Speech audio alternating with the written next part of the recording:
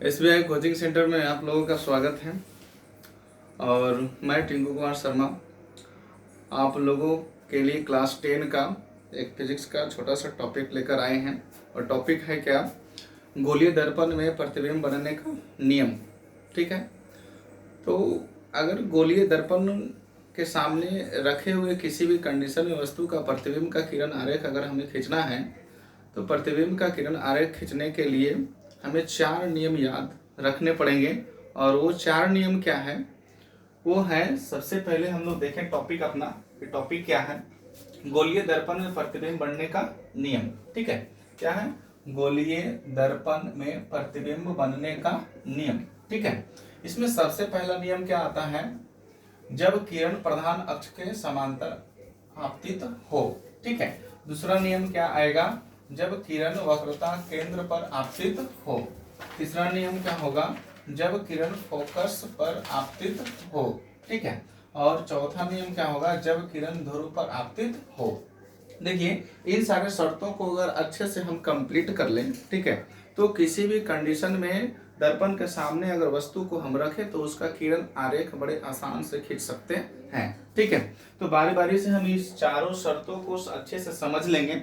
और जब भी प्रतिबिंब को खींचने का आवश्यकता पड़े तो इन चारों नियमों में से किसी भी 2 नियम का कम से कम प्रयोग करके हम किरण आरेख खींच सकते हैं। ठीक है, तो सबसे पहला नियम जो हम लोग है उसे देखने जा रहे हैं। ठीक है, तो गोलीय दर्पण एक लेंगे और वो गोलीय दर्पण देखिए अवतल दर्पण है, अवतल दर्पण है। ठीक है, और एक दर्पण हम और ले लेंगे जो उत्तल दर्पण, उत्तल दर्पण। क्योंकि गोलीय दर्पण 2 प्रकार के होते हैं, एक आपका हो गया अवतल दर्पण और दूसरा हो गया आपका उत्तल दर्पण। ठीक है, अब इसमें देखिए कि गोलीय दर्पण का ये प्रधान अक्ष है, ये इसका ध्रुव है, और फिर दर्पण का नाम हम एम डैश रख ले। ठीक है, इसी प्रकार उत्तल दर्पण में भी, ठीक है, इसका नाम एम डैश रख ले और ये इसका ध्रुव है। ठीक है, तो कोई भी किरण को हम प्रधान अक्ष के समांतर आपतित करवाएंगे। ठीक है, तो जब कोई प्रकाश की किरण गोलीय दर्पण के सामने अगर प्रधान अक्ष के समांतर वो आपतित होते हैं, ठीक है, तो प्रवर्तन के बाद वो फोकस बिंदु से होकर गुजरते हैं। ठीक है, किस बिंदु से होकर गुजरते हैं, फोकस बिंदु से होकर गुजरते हैं। ठीक है, अब फोकस बिंदु देखिए क्या है, तो फोकस बिंदु देखिए यहाँ पर इसका होगा। ठीक है, और प्रवर्तन के बाद ये इसी बिंदु से होकर गुजरेगा।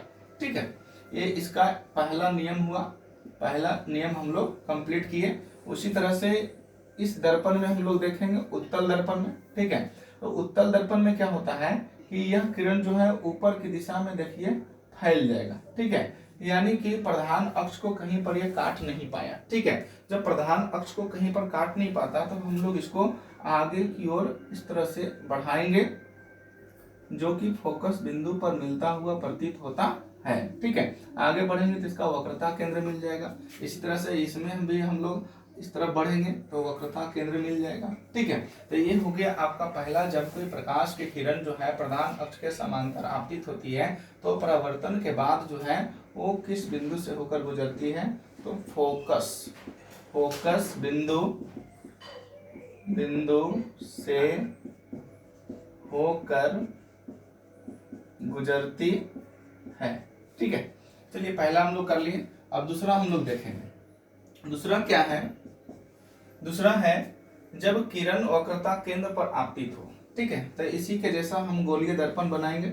ये देखिए गोलीय दर्पण आपका हो गया अवतल, और एक और हम लोग बनाएंगे जो कि है क्या, उत्तल। ठीक है, इसका ध्रुव होगा, प्रधान अक्ष है, दर्पण का नाम एम और एम डैश हो गया। ठीक है, और किरणें को हमको कहाँ से आपतित कराना है, वक्रता केंद्र से आपतित कराना है। ठीक है, तो मान लिया जाए कि ये बिंदु जो है इसका वक्रता केंद्र है और एक किरण गुजारे। ठीक है, तो किसी भी गोलीय दर्पण के सामने अगर वक्रता केंद्र से हम प्रकाश की किरण को गुजारते हैं तो परावर्तन के बाद जो है वो पुनः उसी पथ पर लौट जाती है। ठीक है, इसमें भी इसी तरह से हम लोग देखेंगे। तो दर्पण M और M डैश हो गया, ये इसका ध्रुव हो गया। ठीक है, इसको हम लोग इस प्रकार से आपतित कराएंगे वक्रता केंद्र के सिर में। ठीक है, तो जिस पथ पर आएगी उसी पथ पर लौट जाएगी।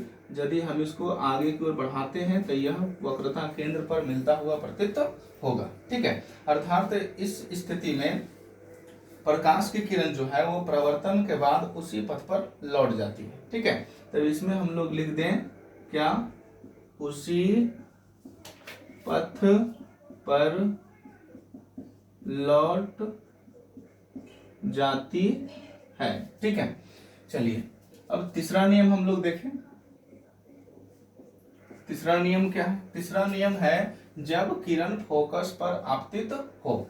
ठीक है, जब किरण फोकस पर आपतित हो। तो एक दर्पण हम लोग लिए, ये आपका गोलीय दर्पण का अवतल दर्पण है। ठीक है, और इस अवतल दर्पण में देखिए कि किरणों को आपतित कराना है किस बिंदु से? फोकस बिंदु से होकर। ठीक है, तो मान लीजिए जाए कि इसका फोकस बिंदु इस भाग में है प्रधान अक्ष पर, और एक किरण को हम लोग यहाँ से गुजारते हैं। ठीक है, जो कि प्रवर्तन के बाद प्रधान अक्ष के समांतर हो जाती है, प्रधान अक्ष के समांतर हो जाती है। ठीक है, और इसी तरह से उत्तल में भी हम लोग देखेंगे। ठीक है, उत्तल दर्पण में ध्रुव हो गया इसका, ये हो गया M डैश, दर्पण का नाम हो गया M और M डैश, ध्रुव हो गया। ठीक है, तब यहां से किरणें को अगर हम गुजारते हैं, ठीक है, फोकस बिंदु पर। ठीक है, तो फोकस बिंदु पर गुजरने के बाद ये प्रधान अक्ष के क्या हो जाएगी? समांतर हो जाएगी। ठीक है, परंतु इसको हम लोग डॉट और डॉट लाइन से मिलाएं तो यहाँ फोकस पर मिलता हुआ प्रतीत होगा, और प्रधान अक्ष के समांतर इधर जरूरत पड़ेगा तो बढ़ाकर हम लोग कर लेंगे। ठीक है, यानी प्रधान अक्ष के फोकस बिंदु से होकर अगर किरणें गुजरती है तो प्रधान अक्ष के समांतर हो जाती है। ठीक है, प्रवर्तन के बाद यहाँ लिख दें प्रधान अक्ष के समांतर हो जाती है। ठीक है, चलिए तीसरा नियम कंप्लीट हो गया। अब चौथा नियम हम लोग देखें। चौथा नियम क्या है? जब किरण ध्रुव पर आपतित हो। ठीक है, जब किरण किस बिंदु पर आपतित हो? ध्रुव पर आपतित हो। ठीक है, ये देखिए ध्रुव पर आपतित हो रही है। ठीक है, ये इसका आपका दर्पण हो गया M और M डैश हो गया, ये ध्रुव हो गया इसका। ठीक है, यहाँ पर ये फोकस बिंदु है, ये वक्रता केंद्र है। ठीक है, तो जब कोई प्रकाश की किरण को देखा जाता है कि वह प्रकाश की किरण, ठीक है, दर्पण के ध्रुव पर अगर आपतित होते हैं तो परावर्तन के बाद वह जिस कोण से आपतित होते हैं उसी कोण से परावर्तित भी हो जाते हैं। ठीक है, तो किरणें को हम ध्रुव पर आपतित कराएंगे, और जितना कोण से ये आपतित होगी किरण उतना ही कोण से ये परावर्तित हो जाएगी। अर्थात अगर अल्फा कोण से ये आपतित हुई है तो अल्फा कोण से ही परावर्तित होगी। ठीक है, इसी तरह से उत्तल में भी होगा। ठीक है, उत्तल दर्पण में है ना, ये देखिए दर्पण का नाम M और M डैश हो गया, ये आपका क्या हो गया? ध्रुव हो गया। ठीक है, यहाँ पर अगर किरणों को हम आपतित कराते हैं अल्फा कोण से, ठीक है, तो ये अल्फा कोण से ही प्रवर्तित हो जाती है।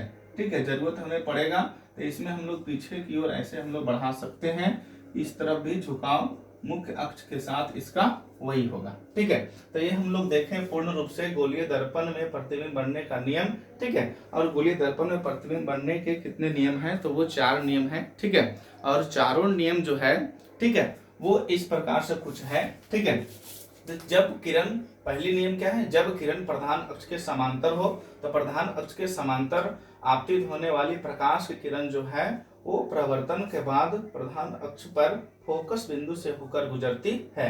वो हम लोग अवतल में देखें और उत्तल में भी देखें। ठीक है, अवतल में देखें और उत्तल में भी देखें। ठीक है, ठीक इसी प्रकार से जब किरण वक्रता केंद्र पर आपतित होती है तो गोलीय दर्पण में जब कोई किरण वक्रता केंद्र से आपतित होती है तो प्रवर्तन के बाद वह उसी पथ पर लौट आती है, अवतल में भी और उत्तल में भी। ठीक है, तो फिर तीसरा नियम हम लोग देखें क्या? जब कोई किरण फोकस बिंदु पर आपतित होती है, ठीक है, तो वो प्रधान अक्ष के समांतर हो जाती है, अवतल में भी और उत्तल में भी। ठीक है, इसी प्रकार से, ठीक है, जब कोई प्रकाश किरण ध्रुव पर आपतित होती है, ठीक है, तो ध्रुव पर आपतित होने वाली प्रकाश किरण जिस बिंदु पर आपतित होती है, ठीक है, अर्थात वो जिस कोण से आपतित होती है उसी कोण से प्रवर्तित भी हो जाती है। यहाँ पर हम लोग देखें अवतल और उत्तल दोनों में।